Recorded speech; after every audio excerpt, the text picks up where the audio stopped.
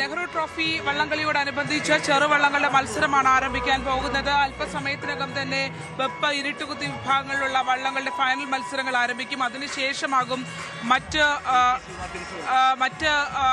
മത്സരങ്ങൾ നടക്കുക. ഇപ്പോൾ മുഖ്യമന്ത്രിയും ഒപ്പം തന്നെ കർണാടക മുഖ്യമന്ത്രി അദ്ദേഹം മടങ്ങിപ്പോകാൻ പോവുകയാണ്. അദ്ദേഹം ഫൈനൽ മത്സരങ്ങൾ കാണാനായി ഇല്ല എന്നുള്ളതാണ്. DK ശിവകുമാർ മടങ്ങിപ്പോകുന്ന ദൃശ്യങ്ങളാണ് നമുക്ക് കാണാൻ കഴിയുക.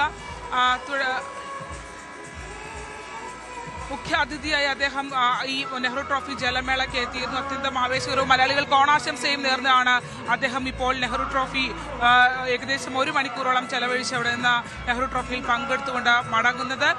ഇനി ചുണ്ടൻ വള്ളങ്ങളുടെ ഫൈനൽ മത്സരം നടക്കുന്നതിന് മുമ്പ് ലൂസേഴ്സ് ഫൈനൽ നടക്കേണ്ടതുണ്ട്. കാരണം ലൂസേഴ്സ് ഫൈനൽ മത്സരങ്ങൾ, അതായത് മികച്ച സമയങ്ങളിൽ രണ്ടാമതെത്തിയ വള്ളങ്ങളുടെ ലൂസേഴ്സ് ഫൈനൽ നടക്കും. അതിൽ പ്രധാനപ്പെട്ടത് ഫൈനലിലേക്ക് എത്തിയിരിക്കുന്നത് 4 വള്ളങ്ങളാണ്. മേപ്പാടം ചുണ്ടൻ, നടുഭാഗം, വിയപുരം, അരോമ ചുണ്ടൻ. മികച്ച ടൈമിംഗ് ആണ് ഇത്തവണത്തെ ജലമേളയുടേത് എന്ന് തന്നെ നമുക്ക് പറയാം. കാരണം 4.492 അതാണ് പള്ളാത്തുരുത്തി ബോട്ട് ക്ലബ്ബ് തുടങ്ങിയ മേപ്പാടം കുറിച്ചിരിക്കുന്ന സമയം. ഇത് കഴിഞ്ഞ തവണ മത്സരത്തിൽ ജയിച്ച ഒരു ടൈമിംഗ് എന്ന് പറയുന്നത് 4.21 ആയിരുന്നു ഫൈനൽ ജയിച്ചത്. ഇതൊരു റെക്കോർഡ് സമയം എന്ന് തന്നെ നമുക്ക് പറയാൻ കഴിയുന്ന രീതിയിലാണ് ഹീറ്റ്സിൽ ഈ ടൈമിംഗ് കുറിക്കപ്പെട്ടിട്ടുള്ളത്. 4:15 എന്നുള്ളത് ഒരു റെക്കോർഡ് ടൈം എന്ന് തന്നെ നമുക്ക് പറയാം. 4.15 തൊട്ടടുത്ത് തന്നെ നടുഭാഗവും എത്തിയിരിക്കുന്നു എന്നുള്ളത്. അതായത് 4.16 മൂന്നാമത്തെ ഹീറ്റ്സിൽ മത്സരിച്ച 2 വള്ളങ്ങളാണ് ഫൈനലിൽ പ്രവേശിച്ചിരിക്കുന്നത്. അതോടൊപ്പം തന്നെ വിയപുരം 4.20.66 എന്നുള്ള ടൈം കുറിച്ചിട്ടുണ്ട്. അരോമ 4.26.522 എന്ന ടൈമാണ് കുറിച്ചിട്ടുള്ളത്. അതായത് ഈ ടൈമിങ്ങളിൽ ഇത്തവണത്തെ മികച്ച ടൈമായിരുന്നു എല്ലാവരും കുറിച്ചത് എന്നുള്ളതാണ് പ്രത്യേകത. ഇപ്പോൾ ചലച്ചിത്ര താരം വിജയരാഘവൻ നെഹ്റു പവലിയന് മുന്നിലൂടെ കടന്നുപോയിട്ടുണ്ട്. അദ്ദേഹം കാണികളായി എത്തിയവരെ അഭിസംബോധന ചെയ്തുകൊണ്ട് ഒരു സ്പീഡ് ബോട്ടിൽ അദ്ദേഹം കടന്നു പോയിരിക്കുന്നു.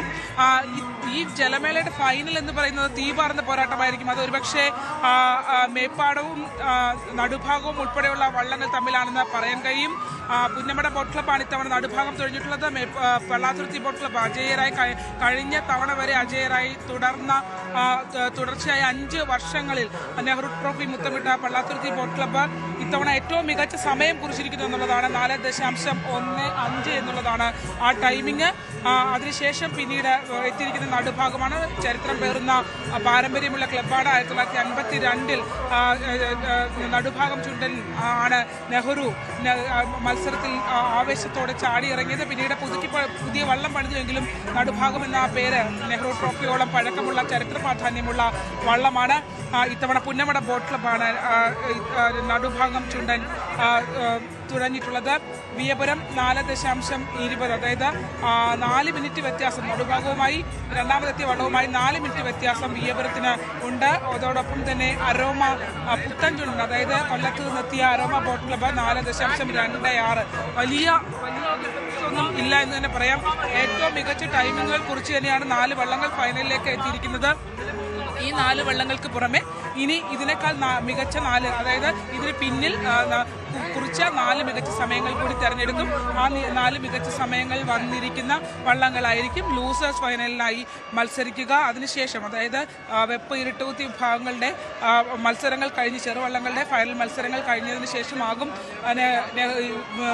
ചുണ്ടൻ വള്ളങ്ങളെ ലൂസേഴ്സ് ഫൈനൽ നടക്കുക. ലൂസേഴ്സിന് ശേഷമായിരിക്കും ഏറ്റവും ആവേശകരമായി ഏകദേശം 6:30 ഇത് വൈകിട്ട് ഒരു 6 മണിയോട് ശേഷമായിരിക്കും ചുണ്ടൻ വള്ളങ്ങളുടെ ഫൈനൽ മത്സരം നടക്കുക. ഇത്തവണ തീപാറുമെന്ന് തന്നെയാണ് ഒരുപക്ഷെ നമുക്ക് മനസ്സിലാക്കാൻ കഴിഞ്ഞിട്ടുള്ളത്. ഇപ്പോൾ കർണാടക മുഖ്യമന്ത്രി അദ്ദേഹം മടങ്ങിപ്പോവുകയല്ല, മറിച്ച് അദ്ദേഹം സ്പീഡ് ബോട്ടിൽ കയറി കേരളത്തിലെ ജനങ്ങളെ അദ്ദേഹം കൈ ഉയർത്തി അഭിസംബോധന ചെയ്യുകയാണ്.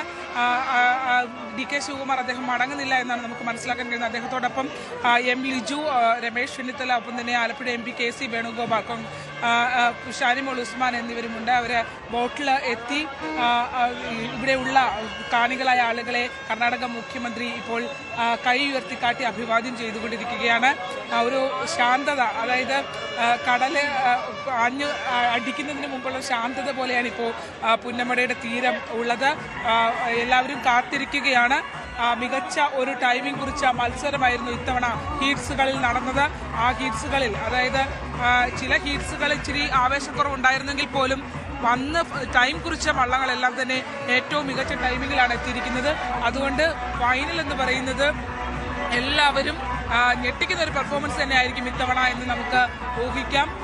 അത്തരത്തിൽ ആ ഒരു ഫൈനൽ മത്സരത്തിന് വേണ്ടി ആൾക്കാർ ക്ഷമയോടുകൂടി കാത്തിരിക്കുന്നു. ഇടയ്ക്കൊന്ന് മഴ പെയ്തു, പിന്നീടൊന്ന് വെയിൽ തെളിഞ്ഞു, വലിയ ചൂടില്ല, അധികം ചൂട്. ഇന്നലെയൊക്കെ നല്ല ചൂടായിരുന്നു ആലപ്പുഴയിൽ, ഇന്ന് അത്ര കണ്ടങ്ങ് ചൂടില്ല, ഒന്ന് മങ്ങി നിന്ന് കൊടുത്തിട്ടുണ്ട്. ഇടയ്ക്കൊന്ന് മഴ പെയ്ത് ആശ്വാസം നൽകുന്നുണ്ട്. അതിനുശേഷം എന്നാൽ തുടർച്ചയായ മഴയോ ശക്തമായ വെയിലോ ഇല്ലാത്ത നല്ലൊരു കാലാവസ്ഥയിൽ ആലപ്പുഴയിൽ നെഹ്റു ട്രോഫി ജലമേള നടക്കുന്നു എന്നുള്ളതാണ്. കാണികളുടെ പങ്കാളിത്തം ശ്രദ്ധേയമായിരുന്നു. ഓണമായതുകൊണ്ട് തന്നെ ഒരു ഓണാഘോഷം എന്ന പോലെ തന്നെയാണ് ആളുകൾ കൂട്ടത്തോടെ നെഹ്റു ട്രോഫി ജലമേള കാണുന്നത് എത്തിയിട്ടുള്ളത്. എല്ലാ കരകളും അവരുടേതായ ഒരു പ്രതീക്ഷയിലാണ്. നമ്മൾ നേരത്തെ പ്രതീക്ഷിച്ചതുപോലെ തന്നെ ഉള്ള വള്ളങ്ങൾ, അതായത് അടുഭാഗം, വിയപുരം, അതോടൊപ്പം തന്നെ മേപ്പാടം ക്ലബ്ബുകൾ, പുന്നമടയും ഒപ്പം തന്നെ പുന്നമടയും പള്ളാത്തുരുത്തിയും ഒക്കെ. പള്ളാത്തുരുത്തി കഴിഞ്ഞ തവണ അവർ പരാജയപ്പെട്ടതുകൊണ്ട് തന്നെ തുടർച്ചയായ ഹാട്രിക് എന്ന പ്രതീക്ഷയിൽ വന്ന പള്ളാത്തുരുത്തി കഴിഞ്ഞ തവണ വില്ലേജ് ബോട്ട് ക്ലബ് കൈനഗിരിയോടാണ് പരാജയപ്പെട്ടത്. പക്ഷേ ഇത്തവണ വില്ലേജ് ബോട്ട് ക്ലബ് കൈനഗിരി അവർക്ക് അത്ര കണ്ട ഒരു മികച്ച പെർഫോമൻസ് ഫസ്റ്റ് ഹീറ്റ്സിൽ അവർക്ക് കാഴ്ചവെക്കാൻ കഴിഞ്ഞില്ല. കഴിഞ്ഞ തവണ കപ്പ് ഉയർത്തിയ 1986-നും 87-നും ശേഷം 2025-ൽ കപ്പ് ഉയർത്തിയ ക്ലബ്ബാണ്. പക്ഷേ ഇത്തവണ അവർക്ക് അത്ര ഒരു നല്ല ടൈമിംഗ് കുറിക്കാനായി കഴിഞ്ഞില്ല എന്നുള്ളത് ശ്രദ്ധേയമായി. അങ്ങനെയാണ് പലപ്പോഴും അങ്ങനെ തന്നെയാണ്. ഒരുപക്ഷെ ഈ റെക്കോർഡ് സമയം 4.15 എന്നുള്ള റെക്കോർഡ് സമയം നൽകിയ പള്ളാത്തുരുത്തി ഒരുപക്ഷെ ഫൈനലിലേക്ക് വരുമ്പോൾ ആ ഒരു ടൈമിങ്ങിലേക്ക് എത്താൻ പറ്റുമോ എന്നുള്ളതൊക്കെ നിലനിൽക്കുന്നുണ്ട്. പലപ്പോഴും പല കാര്യങ്ങളും ട്രാക്കുകളുടെ പ്രത്യേകത ഒക്കെ ഇതിന് പല രീതിയിൽ കാരണങ്ങളായി മാറാറുണ്ട്. എന്തായാലും നേരത്തെ 4.19 എന്ന നടുഭാഗത്തിൻ്റെ ഒരു മികച്ച ടൈമിംഗ് മുമ്പ് ഒരു ഹീറ്റ്സിലുണ്ടായിരുന്ന മികച്ച ടൈമിംഗ് ആണ് ഇപ്പോൾ മാറ്റിക്കുറിച്ചുകൊണ്ട് 4.15 എന്നുള്ള 4 മിനിറ്റ് 15 സെക്കൻഡ് കൊണ്ട് 1400 മീറ്ററോളം വരുന്ന ട്രാക്ക് മറികടന്ന് ഫിനിഷിംഗ് ലൈനിൽ, ഫിനിഷിംഗ് പോയിന്റിൽ കുതിച്ചു പാഞ്ഞ് മേൽപ്പാടം എത്തി എന്നുള്ളതും തൊട്ടുപിറകെ ചെറിയ സമയത്തിൻ്റെ വ്യത്യാസത്തിൽ തന്നെ 4.16 എന്ന ആ റെക്കോർഡ് അവർ നേരത്തെ നടുഭാഗം ഉയർത്തിയ അതിനേക്കാൾ മികച്ച സമയം കുറിച്ച് അവരും എത്തിയിട്ടുണ്ട്. അതുകൊണ്ട് നമുക്ക് കാത്തിരിക്കാം. ഏറ്റവും മനോഹരമായ, ഏറ്റവും ആവേശഭരിതമായ നെഹ്റു ട്രോഫിയുടെ ഫൈനൽ മത്സരത്തിനായി നമുക്ക് കാത്തിരിക്കാം. ഒരു ചരിത്രം ഉറങ്ങുന്ന ഈ ഭൂമിയിൽ നമുക്കറിയാം വള്ളങ്ങളുടെ ചരിത്രം നമ്മൾ പരിശോധിക്കുമ്പോൾ ഇരുട്ടുകുത്തി വള്ളങ്ങളാണ് ഇപ്പോൾ നടക്കുന്നത്. നേരത്തെ കണ്ടു ഈ രാജാക്കന്മാരൊക്കെ അവരുടെ സൈനിക ആവശ്യങ്ങൾക്കായി ഉപയോഗിച്ചിരുന്ന വള്ളങ്ങളാണ് ഇരുട്ടുകുത്തി വള്ളങ്ങൾ. പിന്നീട് അല്ലാതെ തന്നെ മോഷണ ശ്രമത്തിന് മോഷ്ടാക്കളൊക്കെ കൊണ്ടുപോകുന്ന വള്ളങ്ങൾ, അതായത് വരുന്നത് പോലും അറിയില്ല എന്നുള്ളതാണ്, പാഞ്ഞു കയറി വരും എന്നുള്ളതാണ് ഇരുട്ടുകുത്തിയെക്കുറിച്ചൊക്കെ പറയുന്നത്. അപ്പോൾ അങ്ങനത്തെ ഓരോ വള്ളങ്ങൾക്കും ഓരോ ചരിത്രമുണ്ട്. ആ ചരിത്രങ്ങൾ ഇപ്പോൾ മറ്റൊരു തരത്തിലുള്ള ഒരു കായിക ഇനമായി അത് മാറുന്നു എന്നുള്ളതാണ്. കൂടുതൽ വാർത്തകൾക്ക് News 18 കേരളം യൂട്യൂബ് ചാനൽ സബ്സ്ക്രൈബ് ചെയ്യുക.